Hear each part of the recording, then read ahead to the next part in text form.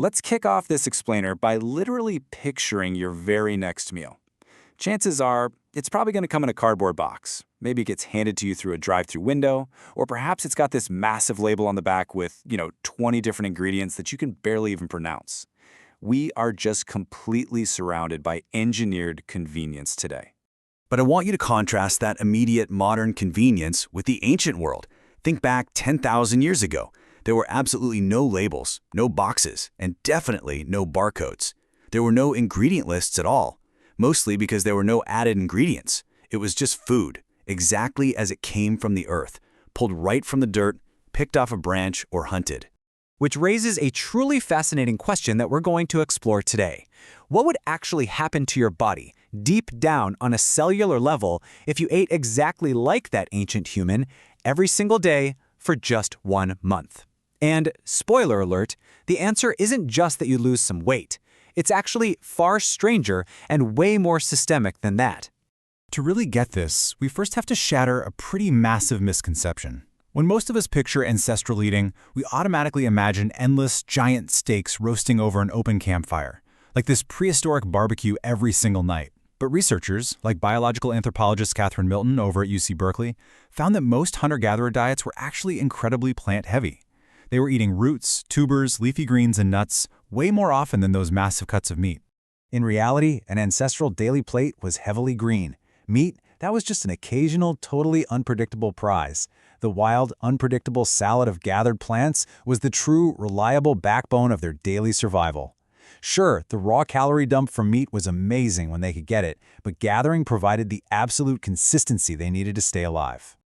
So, the very first, immediate shock to your body on this 30-day journey comes down to one massive number: 0.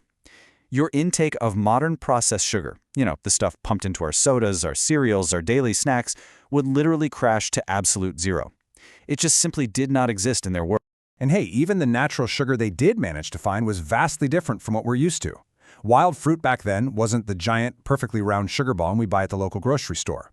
It was smaller, far less sweet, incredibly fibrous, and honestly, sometimes a bit sour. Our modern fruit has been selectively bred over generations to absolutely maximize sugar content. So, what happens when you cut that sugar out entirely? Well, within just a matter of days, insulin, which is the hormone your body desperately releases to manage blood sugar, it just stops constantly spiking. And when your insulin isn't shooting way up and crashing back down all day long, your energy stops crashing with it.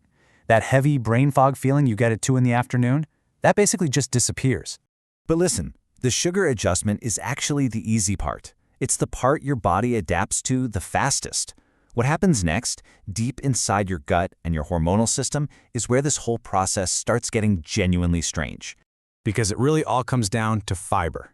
Nutritional anthropologist Lauren Cordain found that ancestral diets contain vastly more fiber than ours do today. And fiber isn't just about digestion, right?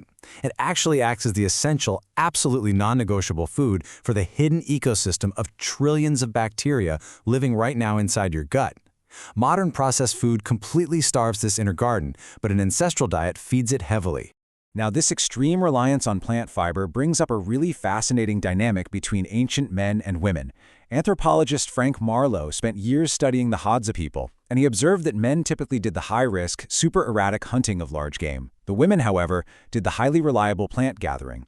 And because gathering was so steady, women actually provided the consistent calorie and fiber backbone for the entire group.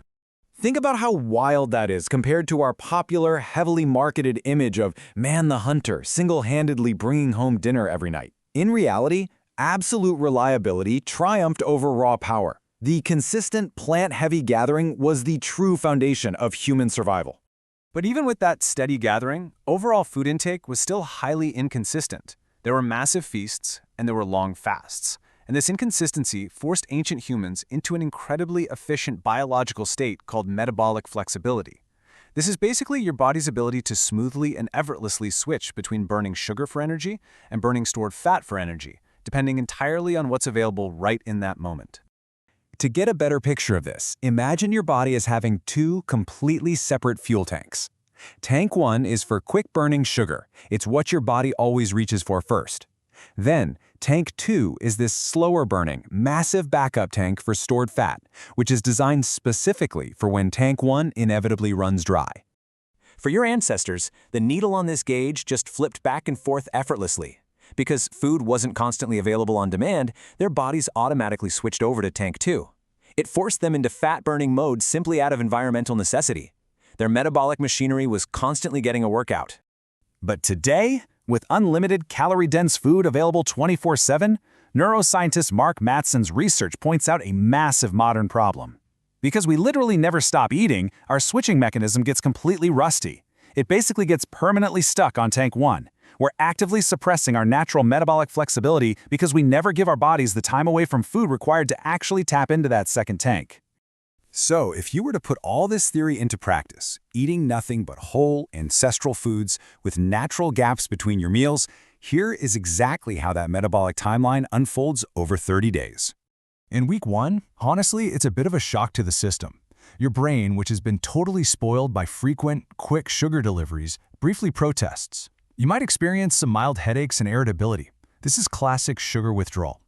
Your energy feels less spiky, sure, but you might feel a bit tired as your body scrambles to remember how to unlock that second fuel tank. But if you can just push through that initial friction into the second week, things really start to stabilize.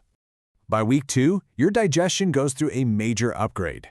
Thanks to that huge influx of natural plant fiber we talked about earlier, your gut finally has exactly what it needs. Bloating drops significantly, and your digestion just feels incredibly steady and predictable. You no longer feel sluggish and heavy after meals because your body is easily processing these whole foods. And then, moving right into the final phase of our 30-day journey, the deeper, unseen systemic shifts finally take hold. By weeks 3 and 4, your internal ecosystem fundamentally transforms. Your gut bacteria actively ship back to a highly varied ancestral composition. And because of this, measurable blood markers for inflammation actually decrease. Plus, because your blood sugar is perfectly level throughout the entire day, your body's able to drift into much steadier, highly restorative sleep at night. Now, I want to be perfectly clear about something. We really shouldn't romanticize the ancient world. Our ancestors faced genuine food insecurity, true starvation, and horrible nutritional deficiencies that most of us today are incredibly lucky to never have to experience. They didn't eat this way for health optimization. They ate this way just to survive a harsh, totally unforgiving world. Yet the powerful takeaway is this. Underneath our modern world of extreme convenience, boxed meals, and instant gratification, your body hasn't changed.